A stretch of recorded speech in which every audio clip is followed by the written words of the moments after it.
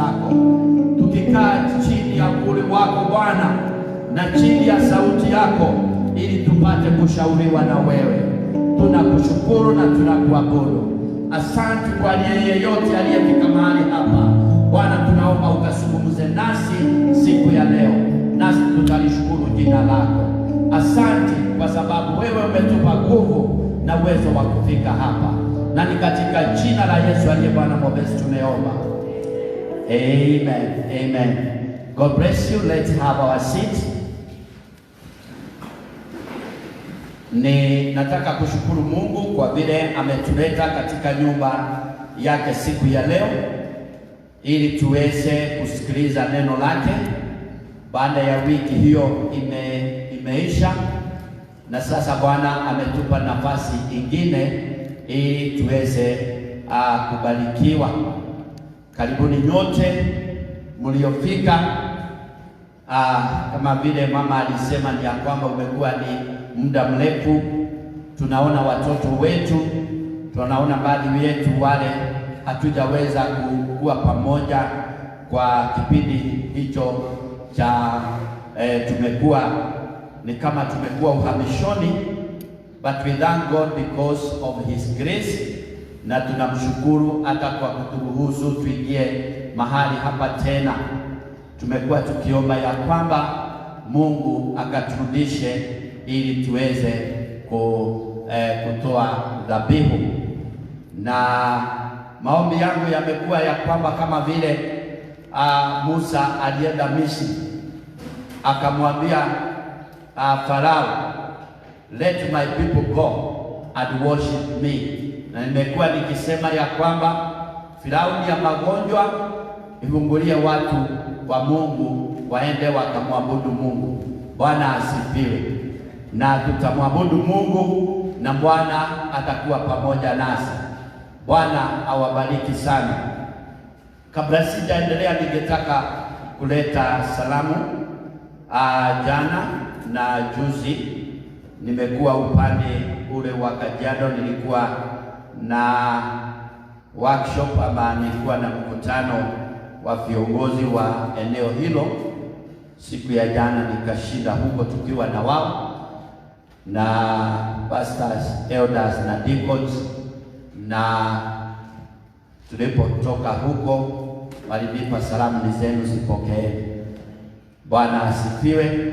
Watu wa Kajiado wanawapenda kwa sababu Reverend alitoka hapa miaka 10 iliyopita, na Bwana amekuwa na wao na wameona jinsi Bwana amewatendea, na kwa hivyo wanashukuru kwa maombi yenu na hata ushirikiano. Najua kuna wengi tumeshawahi kwenda huko na kanisa hilo linaendelea.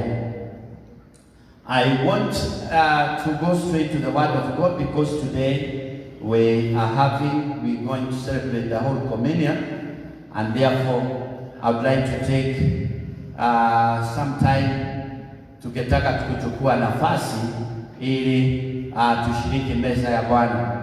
The last time we had Holy Communion, we did it online.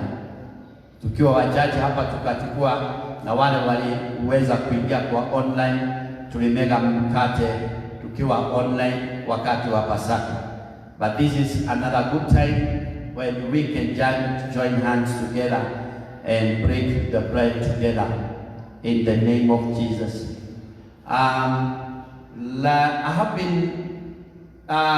been running a series on fighting the good fight of faith, and I want to connect our message today. Ingawa nitakuwa ninalenga sana kuingia katika kipindi hiki cha meza ya Bwana, I also want to bring it to us, but it will be connected, and therefore my topic today is through the valley of death. Through the valley of death. Na ningetaka kusoma neno letu katika Luka mtakatifu Luke chapter 22. Luke chapter 22.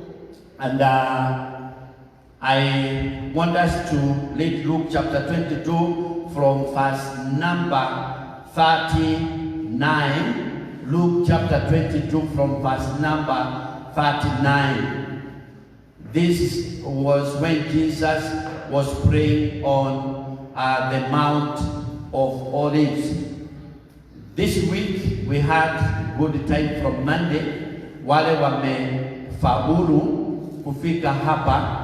We have been praying every evening and just praying for ourselves, praying for our country, praying for our families, and praying for the situation that we are in. And this time Jesus was praying on the Mount of Olives because of what he was going through. And I can say it is like Jesus was going through the valley of death.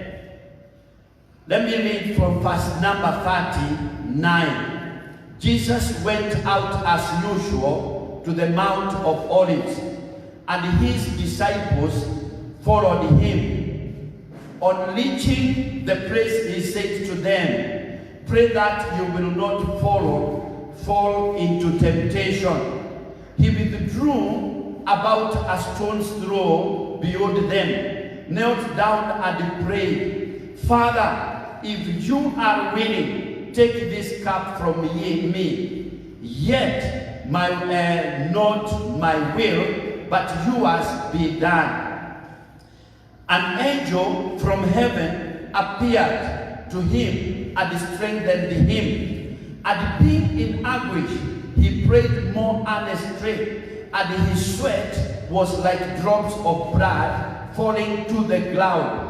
When he rose from prayer and went back to the disciples, he found them asleep, exhausted from sorrow. "Why are you sleeping?" he asked them.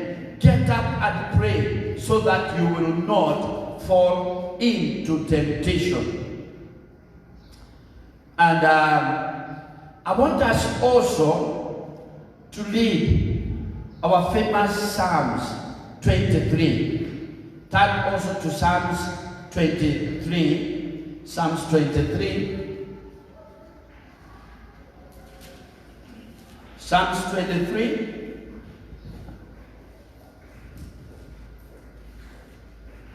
Turn to Psalms 23. And I want us to read the whole of that psalm. Psalm 23.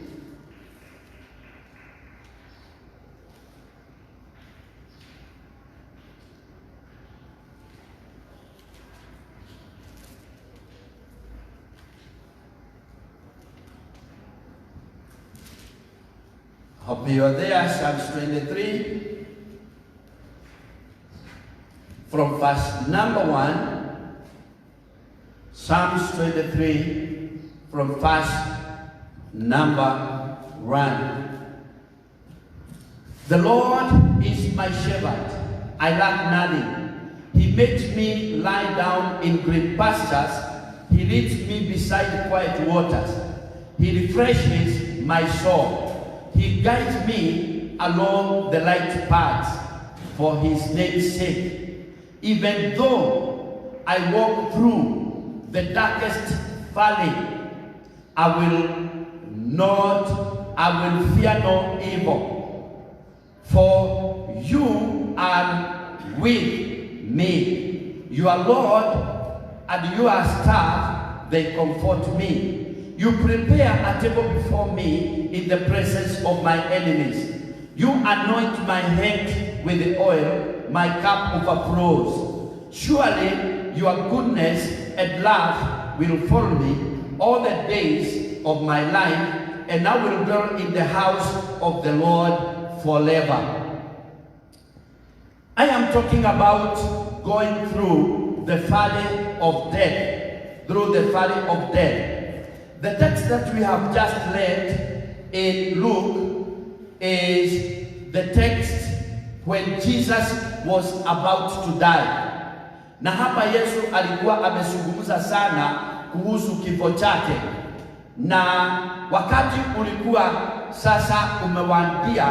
And if you read from verse number 47 in Luke chapter 22, Jesus was shortly arrested. And we can go back and read verse number 47. While he was still speaking, a crowd came up, and the man who was called Judas, one of the 12, was leading them. He approached to Jesus to kiss him, but Jesus asked him, Judas, are you betraying the Son of Man with a kiss? So Jesus was being prepared.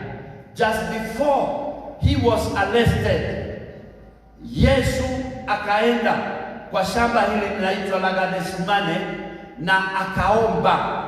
And we can see Jesus was going through, or he was, this version of the Bible, it talks of the darkest valley. The King James Version, it talks about, even if I go through the valley of death, inasema through the valley of death. Na Yesu alikuwa anapitia kwenye bonde la mauti. Ni kweli yeye kama mtu, ninaangalia Yesu Kristo akiwa upande wake, kwa sababu Yesu Kristo alikuwa na pande zote mbili. Alikuwa na pande ya mwanadamu na alikuwa na pande ya Mungu. Na pande yake ya mwanadamu ilikuwa inapitia katika dhiki na uchungu uliokuwa mwingi. Na Biblia inaonyesha ya kwamba hapa kwa upande wake wa Mungu ulimuonyesha ni nini anapitia. And he knew so well what was going to happen. Even he knew that Judas was going to betray him. He knew the people that were to come and arrest him. And he knew the kind of pain and anguish that he will go through. So we can say the divine God, the side ya Mungu wake alikuwa ameona ni nini atapitia. And that is why he started talking about his death well in advance, and he was preparing his disciples on what he is going through. Na alikuwa akiwaambia, sasa mnamniona na baada ya wakati mdogo hamutaniona. Na akawaambia jinsi atakavyo chukuliwa na jinsi atakavyo uliwa. Na mnakumbuka ya kwamba aliwatayarisha sana, na alipozungumza juu ya kifo chake sana, wanafunzi wake wakaanza kuwa na taharuki. You can go through in chapter 14 and chapter 13, you can see what of John, you will see when Jesus talked more about his death, his disciples started being anxious, and they were confused because they did not know what kind of life they are going to live after Jesus leaves them. Na kwa hivyo hata wakaanza kuulizana, ni nani atakuwa mkubwa wetu? And probably I think they were debating like the debate that is in Kenya today, who is going to take after the president. And probably they were comparing themselves. Wakiangalia Peter, wanasema wewe Peter ni kiberebere. Wakiangalia John, wengine John you are very young. Wakiangalia mwingine Yakobo, akasema wewe ni mtu wa siasa nyingi, angalia hata ulikuwa umekwenda na mama yako kufanya siasa. Pengine even they were having all that kind of debate, whether they went to Thomas and they said, you Thomas, we ni mtu usiye na imani ama mambo kama yale. And I think they were debating. And in John chapter 14 we see them, they were very troubled. And Jesus saw them and he said and told them, let your heart not be troubled, for you believe in God. And he talked about his departure. And he said he is going to prepare a place for them. So he was so sure that he is going to die and his time on earth was very limited. Kwa hivyo alipofika hapa kwenda kuomba, alijua wakati wake umefika. And we can say this time Jesus started entering into the valley of death, Na tukamwona hapa akaenda as usual. He used to go and pray. And the Bible says he went to the Mount Olives and his disciples followed him. And he prayed and he told his disciples, pray that you may not enter into temptation. And he was praying. Na alikuwa na shida nyingi sana. And I'm saying the human part of Jesus Christ was not ready to go through what he was about to go through. Na kwa hivyo akaenda mbele zake Mungu akamwambia, and Father, if you are willing, if it is your will, take this cup from me. Yet not my will, but yours be done. Yesu alikuwa anapitia kwenye bonde la mauti. Na katika maisha watu wanapitia kwenye bonde la mauti. Na bonde la mauti si mahali pazuri. The valley in Psalms, the psalm that we have just read. And this is David who was talking about the valley. Na Daudi alikuwa mchungaji. Na akiwa mchungaji alijua juu ya mabonde. He knew about the valleys. Kwa sababu katika uchungaji wake, akiongoza kondoo wake, wakati mwingine aliwapeleka kwenye minuko ya nchi. Wakati mwingine anawapeleka kwenye valley hizo, bonde hizo. Na katika bonde hizo kulikuwa na wanyama. Na tunamuona Daudi mwenyewe akisema ya kwamba wakati kondoo wa baba yake walishambuliwa na simba, na halafu wakashambuliwa na wanyama wengine kama duba, na vile alikabidhiana na wao. Na wakati anakabidhiana na hawa wanyama katika bonde, ni yeye aidha awaue ama wanyama wamuue. Kwa hivyo valley hizo, bonde hizo, they are the valleys of death. They are the shadow there, because the Bible talks about the shadow that is there is death. Giza inayoonekana ni kama giza ya mauti.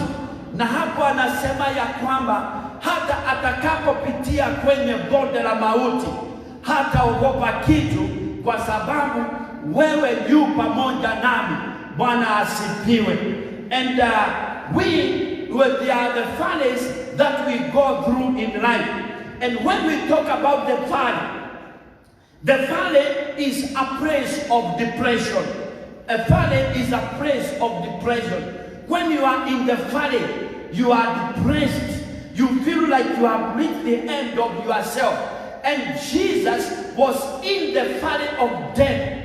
And when he was praying, take this cup out of me, away, out of my way. He was going through the valley of death. And you can see, alipokuwa akiomba, Biblia inasema ya kwamba aliomba mpaka verse number 44, it says, and being in anguish, because he was not ready to face death, he prayed more earnestly, and his sweat, the Bible says, was like drops of blood.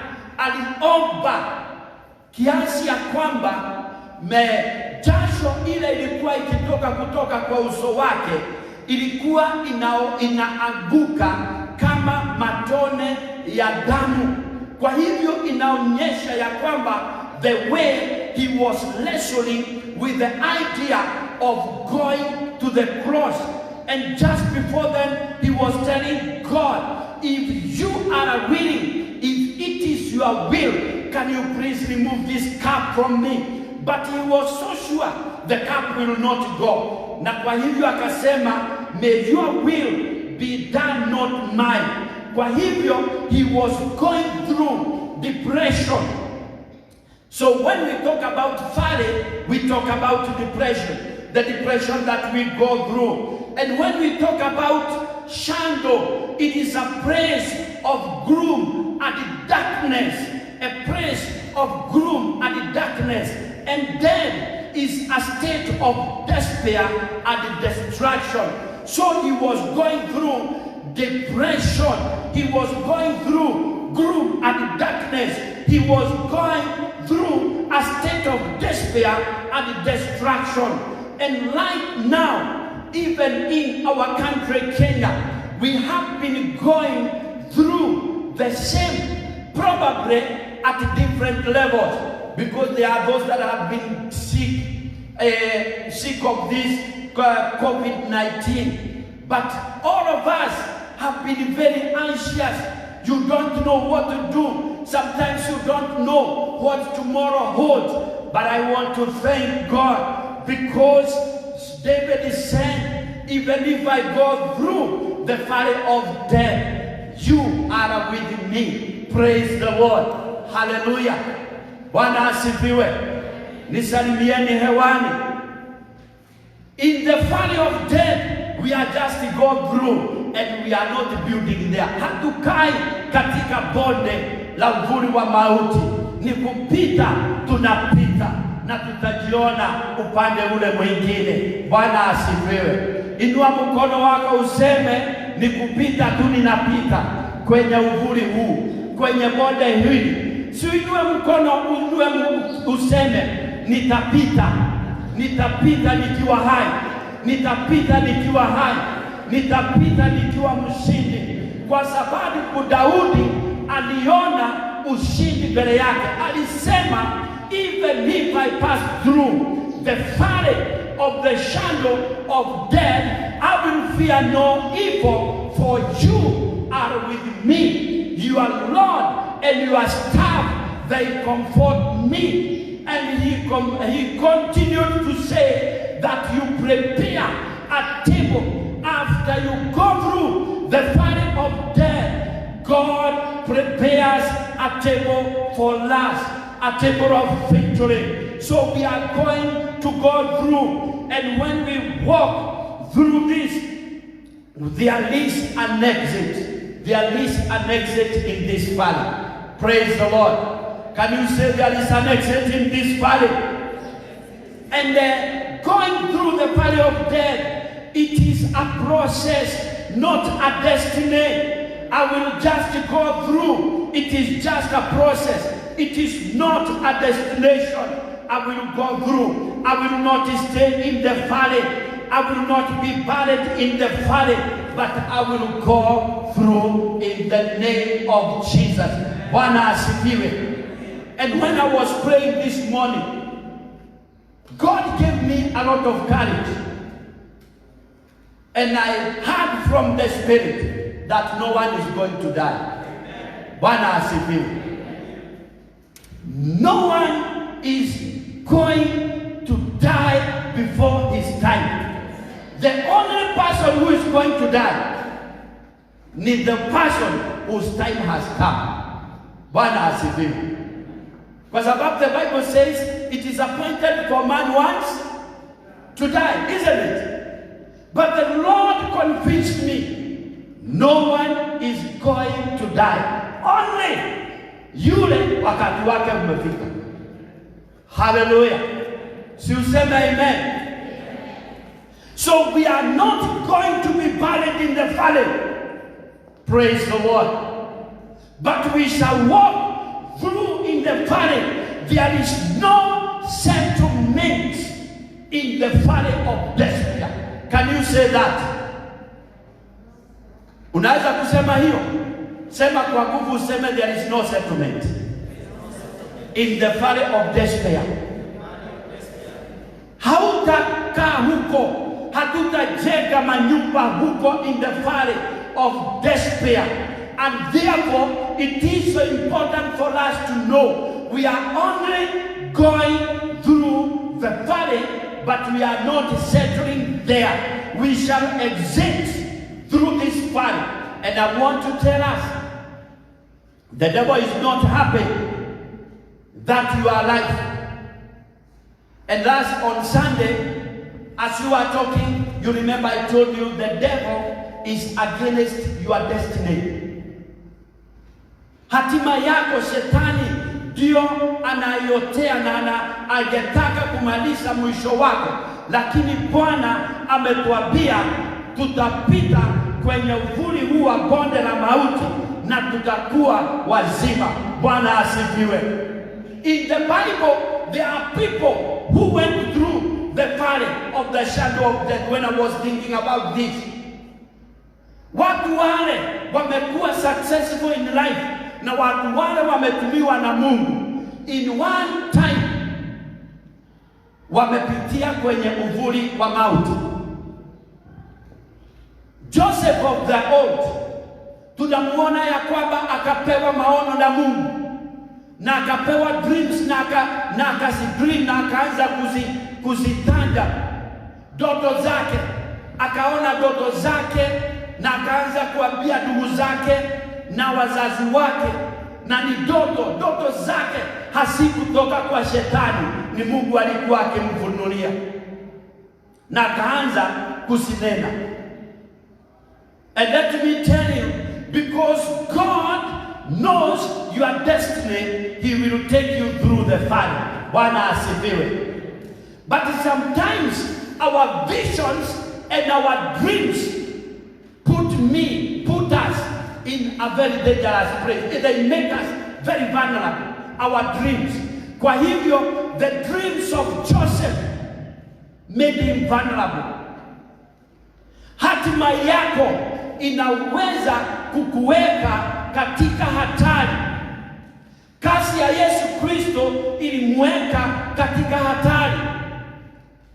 Na ndivyo Yusufu mwenyewe alipoona maono, and they were very real.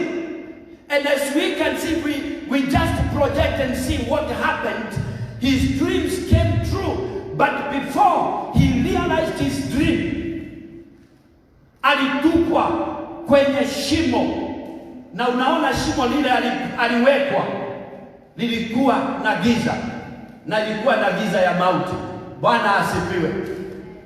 Alipotolewa kwenye shimo, akauzwa kwenda kuwa mtumwa, akajikuta kwenye shimo lingine la gereza.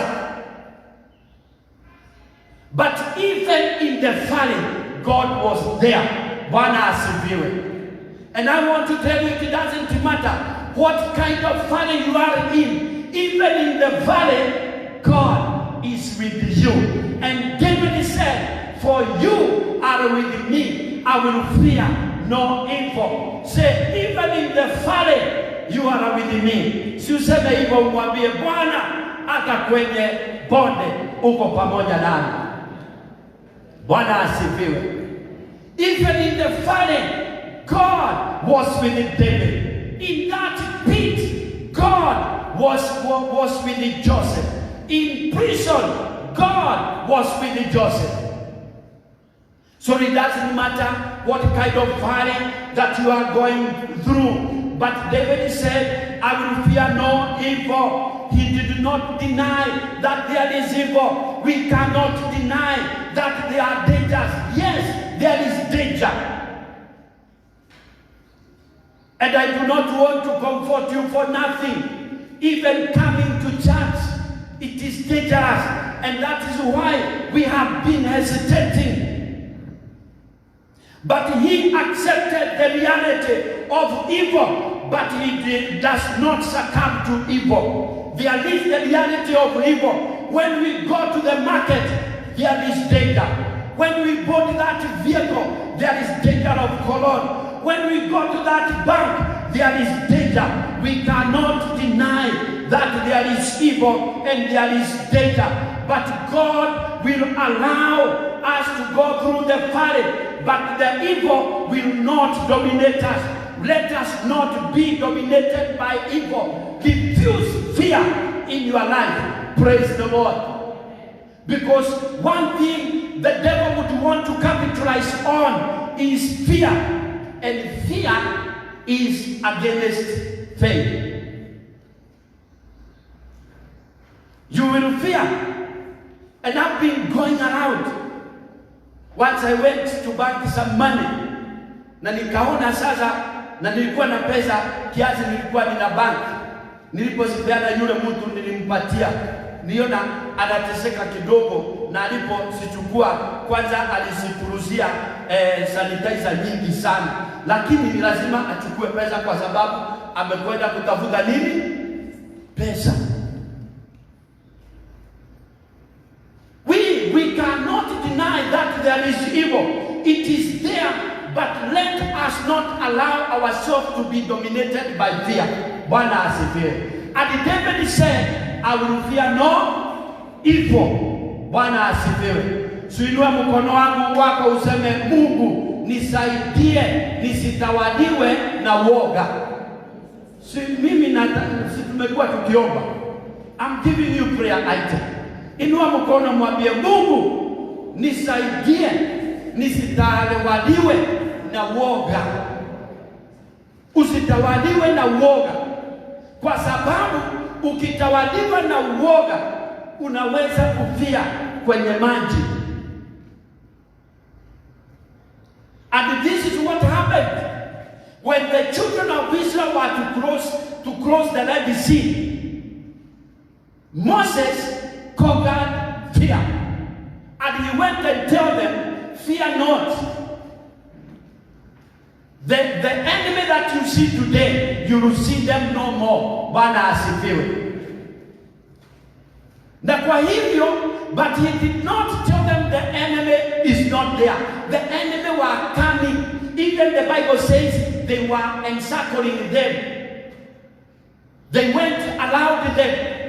The enemy was there, but he told them, the enemies that you see, you will see them no more. And what was to come was worse than the enemies that was pursuing them. Because the Lord had to split the Red Sea, and they walked through the valley of death. And Red Sea, the way it was split, it was not easy.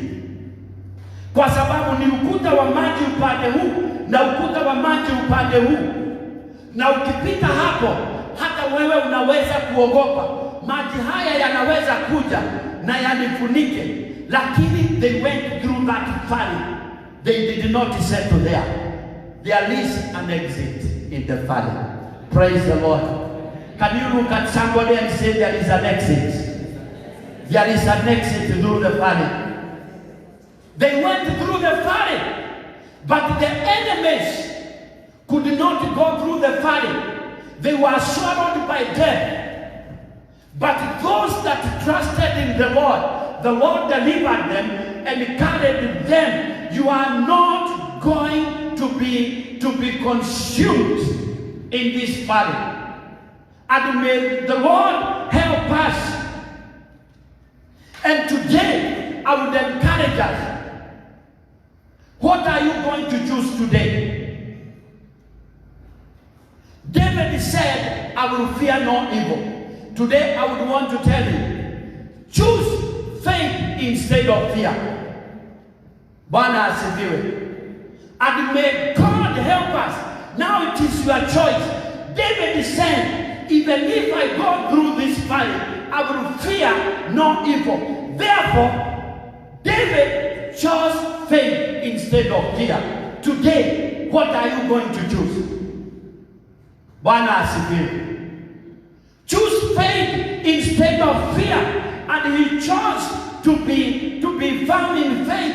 And he said, even if I go through the valley of death, I will fear no evil, for thou art with me. And he said, you prepare a table before my enemy, and my cup overflows. David alikuwa na uwezo wa kuona upande ule mwingine, mahali anatayarishiwa meza katikati ya adui wake. And siku ya leo, in the valley, there are enemies. In the valley, They are enemies. Na nikwambie ya kwamba nikienda kumaliza, kwa sababu ningetaka tuingie katika kipindi cha meza ya Bwana. Katika ukungu wa mauti utapata mambo mengi na mambo ya kuogofya. Jesus went through the valley. And in Hebrews, I like, if you follow me, one of my favorite verses in the Bible is Hebrews chapter 12. And I want to finish with Hebrews chapter 12. The Hebrews chapter 12. First number, if you read from verse number 1, it says, therefore, since we are surrounded by such a great cloud of witnesses, let us throw off everything that hinders and the sin that so earnestly entangles, and let us learn with perseverance the race marked out for us. Verse number 2, fixing our eyes on Jesus, the pioneer, the perfecter of faith. For the joy set before him, he endured the cross. In the valley, look at Jesus Christ. He was going through the valley. The one that we are fixing our eyes on is Jesus Christ, the author. Another Bible says he's the author and the finisher, the pioneer and the perfecter of our faith. That is the one we are fixing our eyes on. What we are going through today, because it is not only COVID, even love. Kuna mambo ya kuishiwa unaishiwa, kwa sababu wakati huu tunaopoenda biashara ziliharibika. And sometimes in the course of this time, even we went visiting people and we were trying to give food to some people, because we realized people have lost a job. Children are at home. They do not have anything to eat. What are we going to do? We try to do a little bit. But there are things that we go through. We are fixing the eyes on Jesus, who went through what you might be going through today. And the Bible says, in the valley, there is something that Jesus Christ went. Look at verse number 2. And he says, for he endured. In the valley, you need to endure. Praise the Lord. And I want to tell you, may God give you endurance. In the valley, you need to endure. And I said, the kind of fight of faith that we are fighting is not going to be won by weak people. You need to be strong, and strong in the Lord. Praise the Lord. In the valley, you need to endure. And that is what Paul was telling Timothy. Endure suffering as a faithful soldier of Jesus Christ. Praise the Lord. In the valley, you need to endure. To endure is to bear pain. Bwana asifiwe. Unasikia uchungu, lakini unaubeba. Kwa sababu unajua kilicho mbele yako. Na kina mama, mniruhusu nitumie example hii. Wakati mama anakwenda kujifungua mtoto, anapitia kwenye uchungu wa kuzaa. Lakini hata akipitia kwenye uchungu ule, anajua hatimaye he gone through that pain because she is expectant. Praise the Lord. Hallelujah. Can I get some amen? Even behind the mask. A mother goes through pain because she is expectant. You don't go through labor pain if you are not expectant. Praise the Lord. But we go through labor pain when we are expectant. We are expecting a life is going to be birthed out of this pain. And that is endurance. So enduring is to choose to bear pain. Sometimes we will have to choose to bear pain. because of the good that is before us. Praise the Lord. So the Bible says Jesus endured. He endured the cross. That is what the Bible says. He endured the cross, scorning its shame, and sat down at the right hand of God. So, because what he was going through, he had to endure. So, this time, we need endurance. And what I pray is, may God give you endurance. Praise the Lord. So, inua mkono wako mwambie Mungu nipe endurance. Give me endurance. Give me endurance. May I have the endurance. In the valley, when Jesus was going through the valley, in the valley, there is betrayal. If you go back to where we have just read, wale watu walikuwa karibu sana. Mmoja aliyekuwa karibu sana na Yesu, mpaka Yesu alikuwa amemfanya treasurer wa ministry yake, alikuwa Judas, alimuuza. In the valley, there is betrayal, and Judas wanted to came to kiss Jesus. He sold him, and it is no wonder some of those people that you love so much, some of those people that have been so close to you, when you are going through problems, they desert you. And another thing, in the valley, there is desertion. You can be deserted by close friends. You can be betrayed and deserted. But we shall not settle in the valley. Bwana asifiwe. People who are very close to Jesus, the disciples of Jesus, even Peter, who carried a sword to defend him. Alimukana mara ngapi? Mara tatu. Akasema hajamusikia na hajamuona. There is denial, there is desertion in the valley, there is betrayal. So the valley is not a good place, but we are not settling in the valley. Hallelujah. I am not settling in the valley. In the valley there is lack. In the valley sometimes there are no friends. But the Lord, David said, but you are with me. He is with us in the valley. That is what comforts me. Praise the Lord. All of us go through the valley. And we may not say, I think I said this, I give a testimony somewhere. Because if there is somebody who went through the valley because of this COVID, I also went through the valley. Na nakumbuka Saturday moja, sasa kanisa imefungwa. Watu hawatakuja kanisani. Sasa one Saturday, I was hit by depression. Na nikasikia hiyo ni depression. Na nikasikia hii nikiachilia itaniua. Depression. Mnasikia vile depression? I felt it in my mind. And I felt it sickened me. I became so weak. It was on a Saturday. It was funny because I started thinking about the church, about the debts in the church, about the expectation of the church. It was in the valley.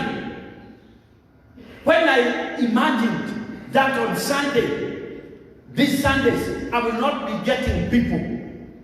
Na unajua utajiri wangu ni nini. I went through depression. I made a very quick prayer and I told God, I don't want to die. I want to be strong. Praise the Lord. And the Lord immediately strengthened me and he started talking to me. And I was saying, on Monday, the Lord rebuked me. The Lord came and rebuked me. And I was seated in the office, na nikasikia Tricia akaniambia ya kwamba kuna mtu anataka kukuona, na taratibu yetu ikiwa ni a stranger who want to see me, na hasa akaniambia ni mama. Nikamwambia anataka nini? Muhoji kwanza ujue ni nini anataka. Sasa wakamhoji kidogo, lakini I think they were safe. Nikadarau hatukambi. Akaja. Na huyu mama alipokaa hapo alikuwa ni kama anataka kulia. Alikuwa pale. Nikakaa nikamuuliza, karibu sana, unaitwaje? Kaniambia mimi naitwa nani, na hata mimi nakujua, lakini najua wewe hunijui. And she said, lakini nimetumwa na Mungu. I'm saying the Lord rebuked me. Nimetumwa na Mungu. Mtu akisema ametumwa na Mungu, sasa unakaa vizuri usikie Mungu anasema nini. Akainua hivi, alikuwa na mfuko, akaweka kwa meza yangu, na katika mfuko kulikuwa na kiatu, lakini kilikuwa ni kiatu namba 10. Sasa kilikuwa kikubwa kuliko mimi. Sasa akaniambia nimetumwa nilete hii kiatu hapa na Mungu. Nikamwambia ni namba ngapi? Ni namba 10. Mimi hiyo ni kubwa sana. Akaniambia wewe unafaa namba ngapi? Kamwambia namba 43. Ngoja tu, baada ya risali moja nitarudi. Lakini kabla sijaenda akainua ingine, akaleta kiatu kingine ya mama. Hii mama anaweza kuvaa. Akaleta hapo. And something came to me, the Lord was rebuking me. Bwana asifiwe. And to cut the long story short, I started now remembering what I was going through on Saturday. The Lord was even rebuking me. Because when you are going through the valley, when the Lord told me, see, I told you, I am with you.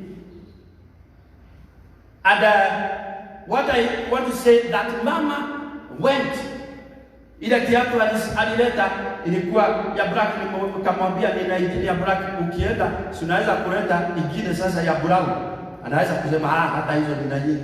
Akaenda akaleta, kuliko kuleta moja alileta mbili. Kiatu mzuri, kwa moja yake ni hii nimevaa siku ya leo. Na it was good, praise the Lord. And on top of that, akaja na bahasha ya kusidikisha na kiatu ya mama. I was rebuked by God. Bwana asifiwe. Even in the valley, the Lord is with you. Bwana asifiwe. I wish we can allow all of us to give a testimony of what the Lord has done. And when I went home, sasa nilipoenda, sasa kijana wangu akaniambia, wewe hata sasa huna shida, umepata kiatu ya harusi. Na wakati huo tulihitaji pesa nyingi sana, kwa sababu tunahitaji mambo ya harusi. Nikamwambia hata sasa hata naweza kuvaa moja asubuhi mpaka saa 7 na sasa ingine jioni. Because the Lord was with me. Praise the Lord. And I want to tell you, even in the valley, the Lord is there. Abia mtu hata ndani ya valley Bwana yuko. The Lord is with you in the valley.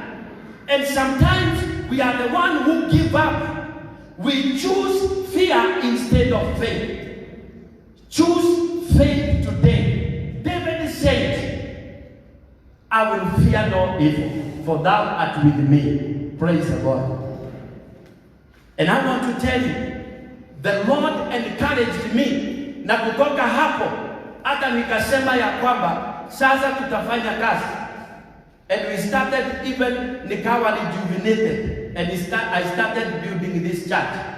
Na ndio sasa mkija mtakuta kuna nyumba ingine tumejenga huko nyuma. tulifanya kazi nyingi sana, more like 800,000 wakati wa giza. Praise the Lord. Because in the valley, the Lord is there, and the Lord is going to take us through. Praise the Lord. Are you in the valley today? You might be sick or lacking in one way or the other. The Lord is with you, and you are not going to die in the valley, because the Lord is with you. Joseph never died in the valley. David never died in the valley. He went through the many valleys. I will be talking about this because we are talking about the good fight of faith. I will continue with this. But today, because I wanted to focus on Jesus, though Jesus died, he is at the right hand of God. And because of what was before him, he endured the cross and scorned shame.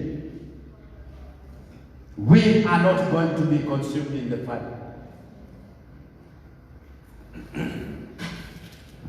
I want us to stand up on our feet. Let us stand up on our feet.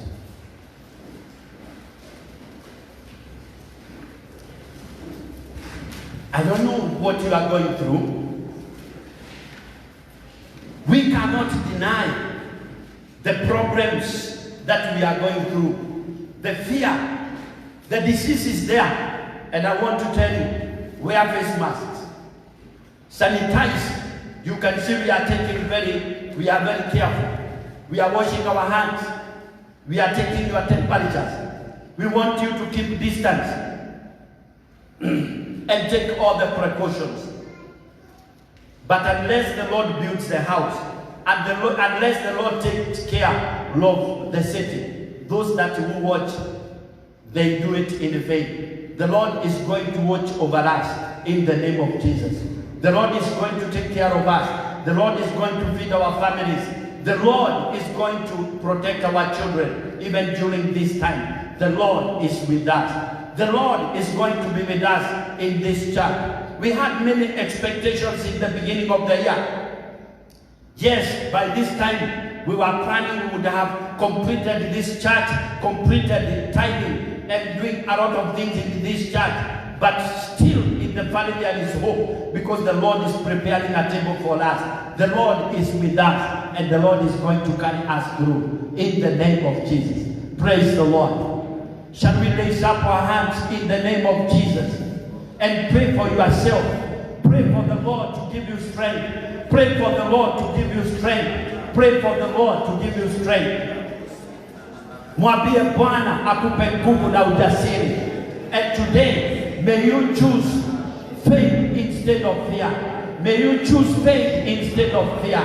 May you choose faith instead of fear. I pray that may you choose faith instead of fear, because his rod and his staff will protect you in the name of Jesus. He is going to be with us. He is going to carry us through in the name of Jesus. The Lord is with you. The Lord is with you. The Lord is with you. Hallelujah.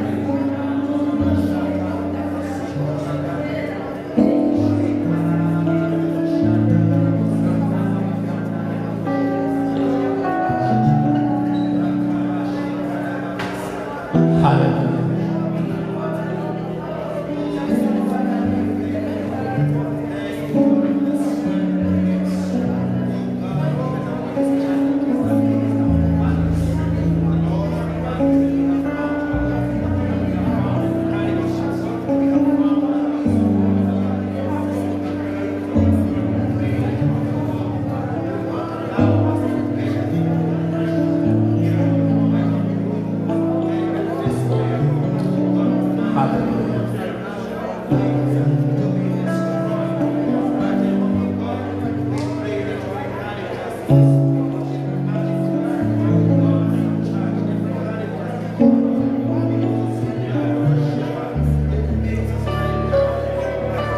Ningetaka kuomba na wewe, sijui wewe unapitia kwenye bonde gani, sijui uguri wa aina gani unakulemea, lakini Bwana ni pamoja nasi.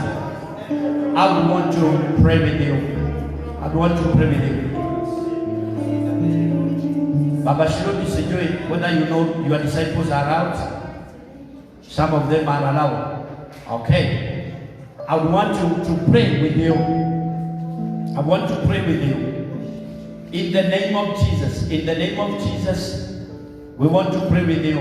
Tungetaka kuomba na wewe katika jina la Yesu. Sijui kama wewe uko hapa, sijui unapitia nini, sijui maisha yako imekuwa namna gani. Kipindi hiko tumekuwa kama watu waliokuwa katika exile, but the Lord is with us. We want to pray in the name of Jesus. Inua mkono wako kama ungehitaji maombi maalum, tungetaka kuomba katika jina la Yesu. Just lift up your hand if you need a special prayer, because the Lord is with us. You might be in the valley, but you are not settling in the valley. Choose faith instead of fear in the name of Jesus.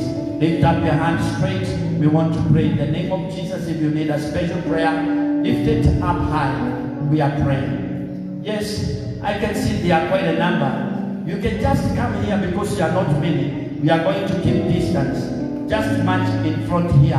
We're not going to lay our hands on you, but we shall speak a word upon your life. We shall speak a prophetic word upon your life. The Lord is going to see you through. The Lord is fighting for you. The Lord is on your side. Yes, in the valley, the Lord is taking care of you. In the valley, the Lord is fighting your battles. In the valley, His rod and His staff will protect you. In the name of Jesus, we are not going to die in the valley. And I declare and decree, no one is going to die before his time. In the name of Jesus, your children are going to be fed. Yes, you are going to be healed if you are sick. In the name of Jesus, na Bwana atakuwa pamoja na wewe katika jina la Yesu. Naomba wachungaji, ninaomba viongozi, we can just come here. Don't lay your hands on them, but lift up your hands and just upon and speak a word. Speak a word. Speak a word. Speak a word. Kanisa, tuinue mikono yetu na tuseme neno, tukiwaelekeza dada zetu na ndugu zetu hawa katika jina la Yesu. Wanapitia kwenye bonde, wanapitia kwenye uvuli wa mauti, wanapitia kwenye giza, lakini Bwana anajua, Bwana anawafahamu. Bwana ni pamoja nani katika jina la Yesu. I pray that may the grace of God be upon you. May God give you the grace of endurance. May God give you victory. May God fight your battle in the name of Jesus. The way He fought the battles of Joseph, God is fighting your battles in the name of Jesus. Receive victory in your life in the name of Jesus. I come against viruses. I come against disease. I come against infection. I come against the betrayal. In the valley there is betrayal. In the valley there is desertion. You might have been deserted by your friend, but Jesus is with you. Oh, Ribakaya Nagandoro Bosaya, Shikibigana Laboko Tiria Masaya, Maela Kotorina Malakandaria Boseka. Father, in the name of Jesus, remember your servant. They are standing before you and before your presence because they know Bwana, wewe ndiye msaada wao wa karibu na ni wewe unaweza kuwasaidia. Father, I thank you because you are fighting their battles. You are healing their diseases. Oh, you are removing, Jehovah God, pains in their body. In the name of Jesus. Father, I thank you because of what you have done. In the name of Jesus. Katika jina la Yesu. Katika jina la Yesu. Katika jina la Yesu. Thank you, Lord, for what you are doing.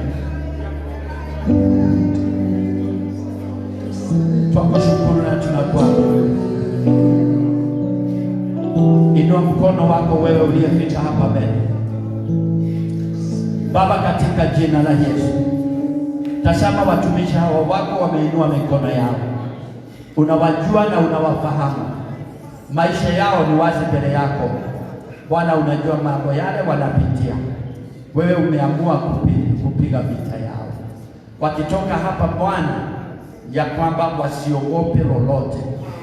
Walio wagonjwa uwaponye, waliotekelezwa, walioachwa, achiliwa. Bwana, wewe come their way, rescue them. For your name, the Bible says, is a strong tower, and the righteous shall run into it, and they are safe. May they find safety in your name. In the name of Jesus, I pray for grace and of endurance. In the name of Jesus, I pray that Jehovah God, you may give them strength. May the grace of God be sufficient in their lives. In the name of Jesus. Father, I thank you for you know them. I thank you for your understanding. I thank you for your fighting for them and you are providing for them. In Jesus' name, receive now. Receive now. Receive now. Receive now. Satan, I tell you, you have no share in their life.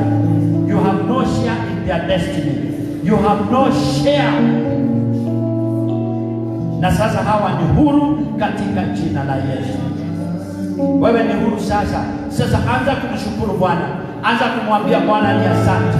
Fungua mdomo wako na mwambie Bwana ni asante. Asante Bwana. Mwambie ni asante. Mwambie ni asante. Mtukuze na mwambie ni asante katika jina la Yesu. Thank you Jesus for you have done it. In Jesus name. Go back and receive your victory. Sijui kama kunaye hajapokea Yesu Kristo kama mwokozi wa maisha yake, tunaweza kuomba na wewe katika jina la Yesu. Let's take our seat.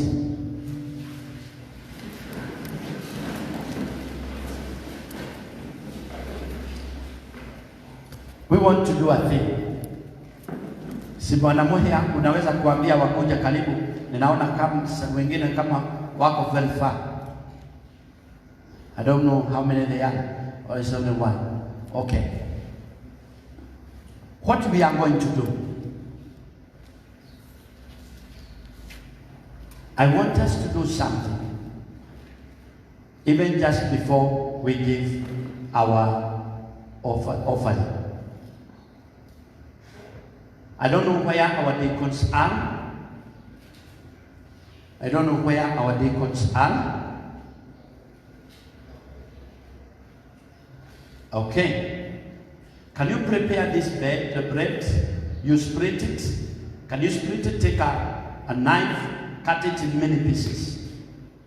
Cut it in many pieces.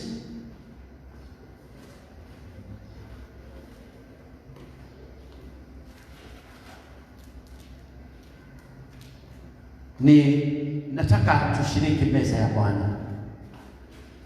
Na I want us to do it in a very special way. Kwa sababu we want to celebrate the victory of our Lord Jesus Christ. Kwa sababu Mungu ni pamoja nasi siku ya leo. Na Mungu anakujua. Tulikuwa tukiombea nchi yetu, tumeombea maisha yetu, tumeomba na Bwana anatujua na anakujua. Na sijui ni nini umekuwa ukipitia, lakini tukitaka tunapokwenda kushiriki meza hii ya Bwana, na kwa sababu I'm sorry I never prepared what I wanted to do, because I want you to take this element and you hold it in your hand. And you hold it in our hand, and we are going to do it all together in the name of Jesus. And I'm going to ask our elders, they are going to take this tray around. Utachukua hizi tray, na yeyote anayeshiriki meza ya Bwana atachukua kikombe yake na atakaa naye. Can you please do that? Yeah. Mkate unapokuja utashika Jesus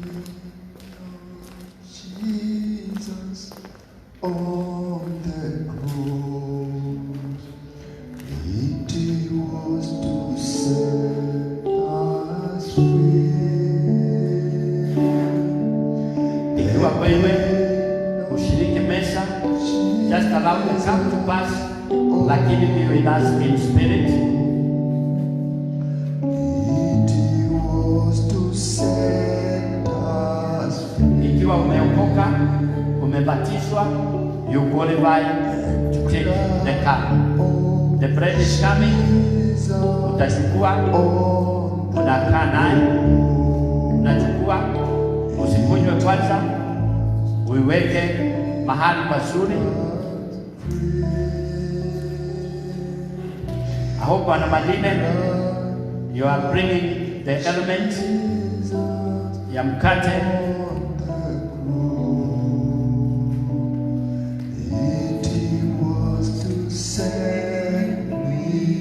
In the name of Jesus. Wewe umeokoka, umebatizwa, umekubaliwa kushiriki meza ya Bwana. Na ikiwa ushiriki meza ya Bwana, you should have the reason why you are not partaking the Holy Communion, because this is very important in your life. All of us tunastahili kuwa tunashiriki meza ya Bwana kwa sababu ni mapenzi ya Bwana. Wewe ushiriki kwenye meza ya Bwana. Ikiwa una shida yoyote, wewe unastahili kuja kuniona, uniambie, sishiriki meza ya Bwana kwa sababu nina shida hii, kwa sababu nilisimamishwa kanisa, kwa sababu nilitenda dhambi hii, kwa sababu ya jambo hili. And I am ready to redeem you. I'm ready kufungua kifungo hicho ili wewe uweze kushiriki meza ya Bwana, kwa sababu meza ya Bwana ni maagizo yake. Bwana alituambia ya kwamba fanyeni hivi mpaka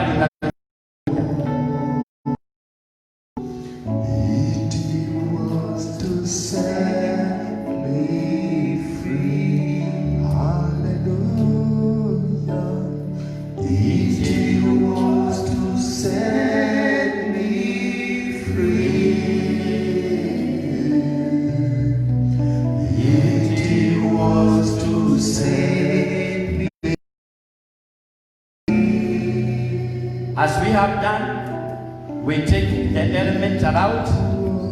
Kila mtu achukue kipande cha mkate. We can divide them. Bwana Malile, you only have one plate. Ingine inakuja. Yes, we can start distributing mkate also. Chukua kipande cha mkate. Let's just distribute them.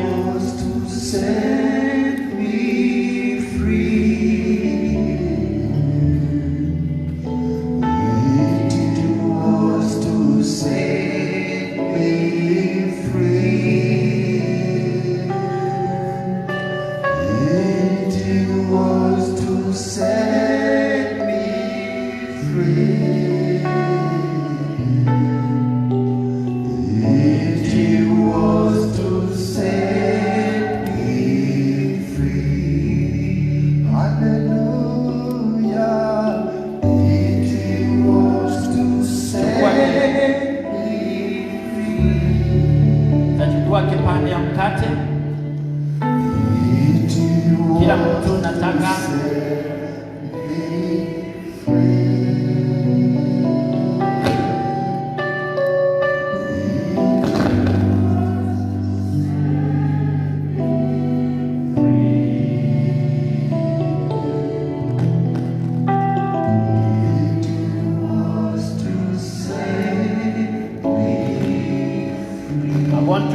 kila mtu amepata, kila mtu amepata.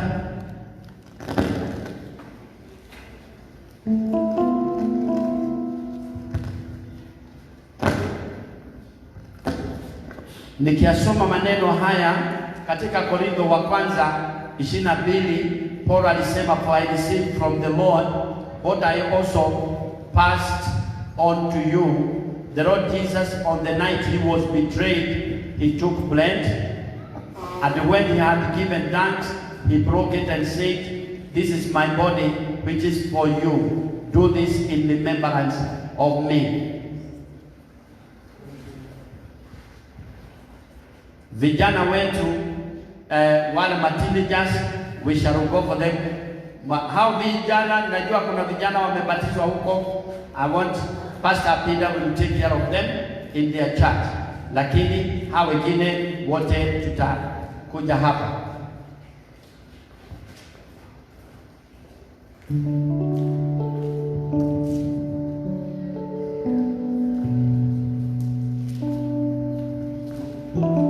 Kila mtu ashike.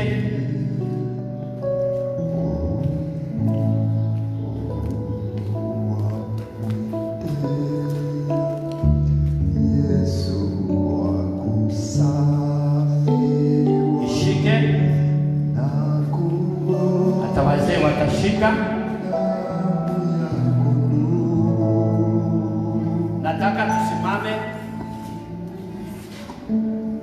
Tukisimama,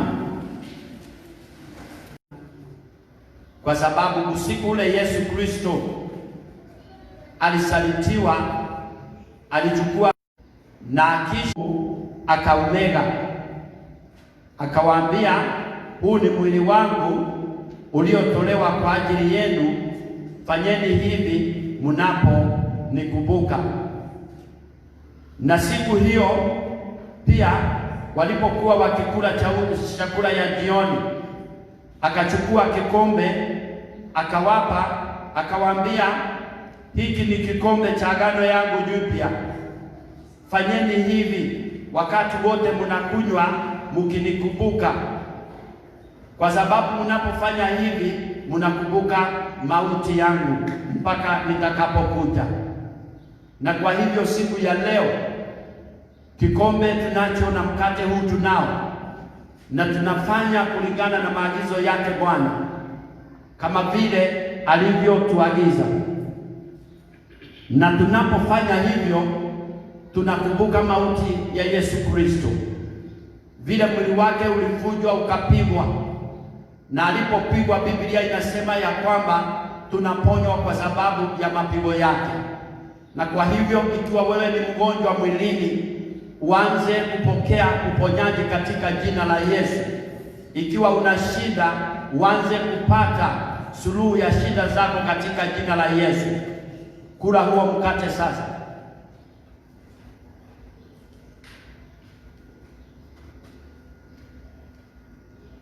Na vivyo hivyo akachukua kikombe, akawaambia, chukueni hiki mfanye hivi mkinikumbuka. Kunywa kikombe.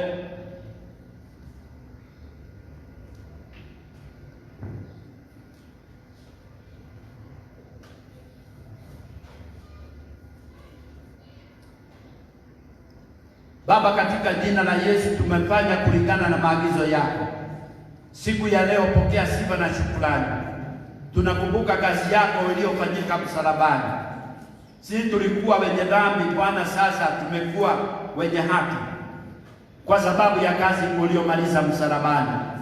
Asante Bwana kwa kazi njema uliyofanya. Wewe ulistahimili kifo na mauti kwa sababu kuna kitu kilikuwa kimewekwa mbele yako, na kama jinsi ulivyo uchungu wa mauti, na sisi kanisa hili utusaidie kustahimili.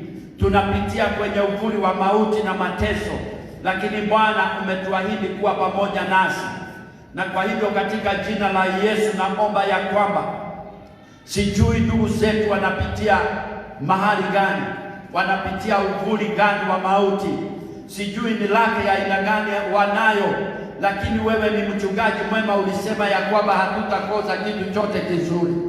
Na kwa hivyo katika jina la Yesu, kumbuka watu wako na uwabariki, uwatokee, uwaponye, uwashindanie katika jina la Yesu. Na kama vile ulishinda na sasa uko mkononi wa kuume wa Mungu Baba, hivyo ndivyo nasi ni washindi. Tunakushukuru na tunakuabudu katika jina la Yesu tumeomba, amen. Inua mkono wako, naanza kushukuru Bwana. Mshukuru Bwana. Just take time, thank God. Shukuru Bwana, shukuru Bwana kwa victory ile amekupatia katika jina la Yesu. Thank you Jesus for you have done it. Thank you Jesus for your goodness. Thank you Jesus for your mercy. Thank you Lord for you have done it. Thank you Lord for touching us. Thank you Lord for healing us through this sacrifice in the name of Jesus. Thank you because you are with us. Thank you because you are in our midst. In Jesus' name we pray. Amen. Hakikisha hiyo kikombe utakileta hapa mbele utakapokuwa unaleta sadaka yako, na ningetaka sasa tuingie katika msimu wa kutoa sadaka. We want to give a sacrifice. Probably this is your first time to come back to the church. It is always good to come with a sacrifice in the house of the Lord. Tukitaka kutoa saka na sadaka zetu, tukishukuru Mungu kwa matendo makuu aliyoyafanya katika jina la Yesu. We thank God for what he has